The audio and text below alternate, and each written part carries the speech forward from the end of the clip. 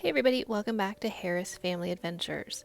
All right, this week's adventure is the International Quilt Museum, which is located in Lincoln, Nebraska. So this is by the East Campus part of the University of Nebraska. I'm showing you the parking lot because there is a lot of parking. You just want to make sure to follow the signs and park in visitor parking and not staff because the university is pretty strict about it. Now, I do not have a quilting background. I do not know how to sew, but I have heard for years that this museum is not to be missed. So we finally made the trek. It is on the north side, and again, it's not next to the main campus, which is where like our football stadium is, but it's not too far down the road. So if you're in town, you can stop on in. I do know they're closed on Sundays and Mondays, but it might be worth stopping in. Here's the prices. I know it's really hard to see. But for Reese and I, it was $17, so not too bad. I will say we were the two youngest in the whole museum on the Tuesday that we went. We always like to start upstairs. So this is the third floor. As you come up, we came up the stairs. They have an elevator. They have this room of like doll beds with quilts. This was a room that Reese found the most enjoyment from. It is set up for kids. It's the only thing on the third floor except for a conference room, which obviously we didn't use.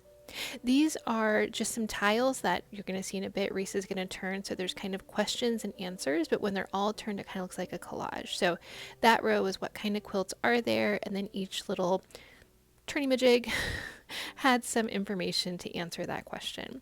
There's some more doll quilts on display, and this room is dedicated to that lovely woman whose picture was next to it.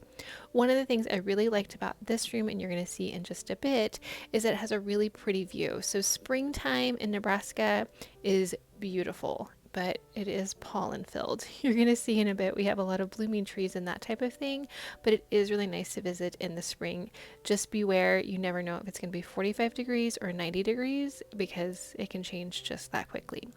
There they had some books for sale. They were secondhand books. They were available to purchase. You just took them down to the gift shop and purchased them down there. I didn't get any footage of the gift shop. It's pretty small. If you guys have watched our videos before, you know we love a good gift shop. We did not purchase anything. A lot of quilting supplies. So if you're in the area and you're looking for quilting supplies, I can't speak to if they're a good deal, but they did have them available. Then they had some activities like this where they had some magnet tiles available as well as a felt board so that children could, and I kind of helped make their own quilts. Then we went down to the second floor. These are kind of the more traditional quilts. Here's the thing, and I totally understand that they do not want people touching them, but it would be cool just to be able to touch a couple of them. You'll see later they have very specific signs about not touching them, but it would be able to touch them. But they also have little, you can see to the right there, information cards next to each one. I will say there wasn't a ton of information. Usually it was just if they knew who made it, which some of the older ones they didn't, who made it, when they made it, about where, and what kind of stitching was used, whether it was machine or by hand. Then this is kind of the main attraction of the second floor. It's almost felt like Sheldon Art Gallery. I'll link that video below. That's an art gallery that we have here on the University of Nebraska campus. You can see there, no touching. In that there were just these big spaces. Again, this was a really interesting area. They're kind of divided into like 3 galleries, and then there's a bridge. I'm using air quotes for bridge because it doesn't really feel like a brilliant bridge. And then they had a display of the more modern ones.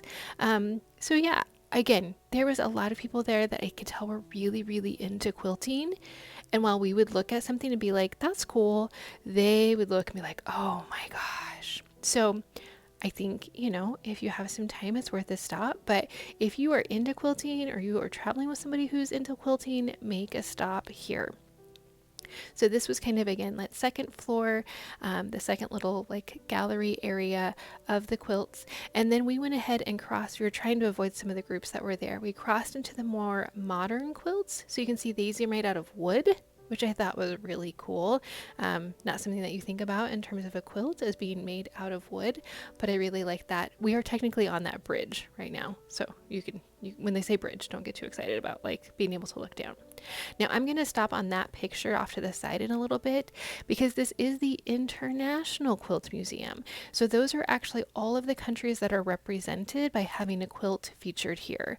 I think, sometimes quilts are associated with Americana, which there was a lot of older American quilts, but it's international. They got quilts from everywhere. I will say these modern quilts were a little kind of like modern art. Like I really like that one there because it has some symmetry to it. And then this one I was kind of like, well, that's different. But again, it just kind of shows, I think, the variety of quilts. I think, again, when you hear quilts, you might have a picture in your head. And this exhibit, especially with the more modern ones, just really showed that there can be a million different things by the word quilt. This one over to the side here, she actually made it with her husband's socks. I'm going to show you that just a little bit closer look, but be thinking about it. So here it is. This is socks that she made into hearts, into little like pockets, and then attached them. So that quilt was kind of cool, and we can say we saw a quilt made out of mended socks, and that was a cool one. I really liked that quilt, so that's why I wanted to show that one so much. You can see it was not very crowded. Again, this was a Tuesday morning. We got there right when it opened at 10 o'clock. And again, featuring some of those more modern quilts. Again, some of the descriptions weren't super helpful.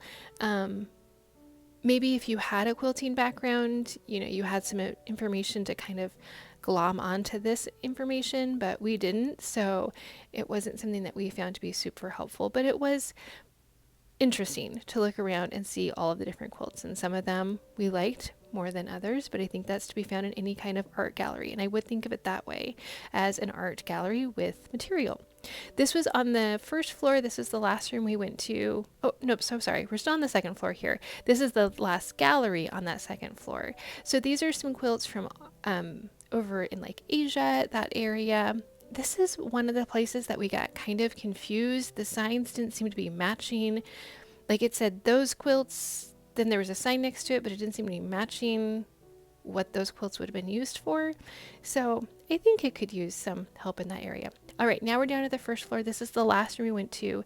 This is all, and the description is here if you want to pause it and read it, but it talks about cigars and how they used to put these little swatches and ribbons on them to try and kind of help sell them, and people would keep them and use them for different things. So these were all quilts made from those materials and ribbons from cigar boxes. So that was really interesting, and you can see there is a whole variety. So this one is just a bunch of presidents that came from it, and then we have birds and flowers and butterflies. So yeah, ask me if you have any questions.